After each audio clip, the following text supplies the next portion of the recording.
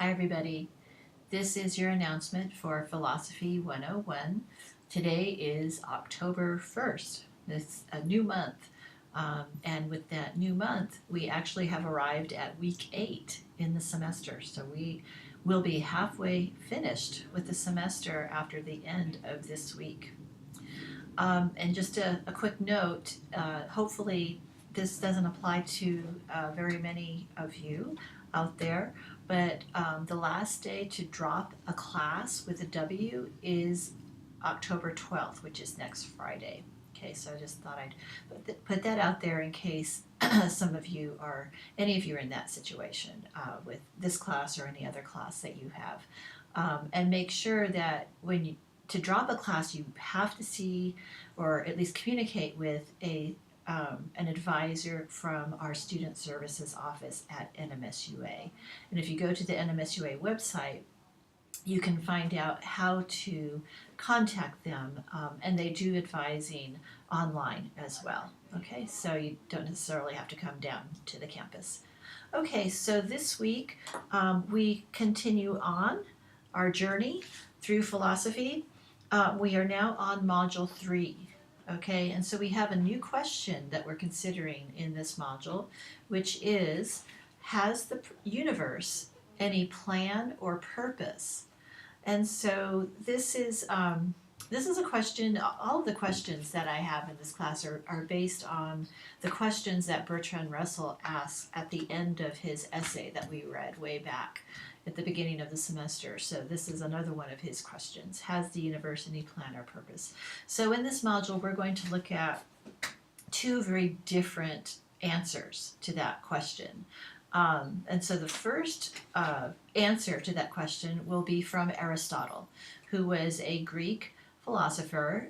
He came along after Plato. In fact, he was a student of Plato's. And Aristotle has a very different view than Plato even on everything. So hopefully you will enjoy learning about that. So Module 3.1, which is where we're at right now, is you're going to be studying a couple of things. The text that you'll be reading is going to be a little different. It's not a philosophy text. You're going to be reading a chapter from a philosophy textbook, and this is the only textbook exposure you're going to have in this class. And it's a chapter from a book by an author named not Arnold, he's the golfer, Donald Palmer.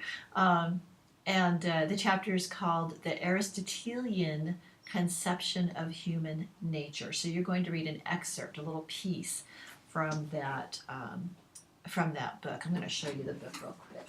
Here it is. This is the book where it comes from, which is called Visions of Human Nature. Okay, so you're going to read a little piece of that, and it's a PDF document. So you have to make that, click on the file and make it large so you can read it. Okay, but it's important that you read that. Now the other thing that you'll be doing is I have a video lecture in this module, and it's extremely important because it doesn't exist anywhere else. The material that I will be discussing doesn't exist anywhere else. And I give you a talk about teleology. I don't like the idea of lecturing, but I'm talking to you about teleology, which is a very important kind of anchor to Aristotle's philosophical theory. Okay, teleology. Teleolology. Okay. And also it's the video I will talk about, in the video I will talk about the differences between Aristotle and Plato, which is also very important, and you're not going to find it anywhere else. So it's very important that you watch my video and read the text that I've assigned. So as far as the work that you're going to do this week, there is a quiz.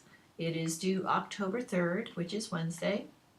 And then there is a discussion, one discussion, and that will be due on October 7th, which is on Sunday. So you want to get that first post in by Friday, like usual, okay? All right, so that is what we're doing for this week. Next week, we're going to look at a very different answer to the question, has the university plan a purpose? And that will be from the perspective of Charles Darwin. All right, and you're going to be doing spending a little bit more time with Darwin. And also one note, Aristotle's philosophy, I've had professors who have said that his philosophy was pretty much used and adapted by the Catholic Church and by, kind of Christianity in general. Okay, and I think when you read about him, you'll, I think, see those parallels. But just in terms of chronology, the Catholic Church comes along and Christianity comes along after Aristotle's time. Okay, so there was no Christianity at the time that Aristotle was around and philosophizing.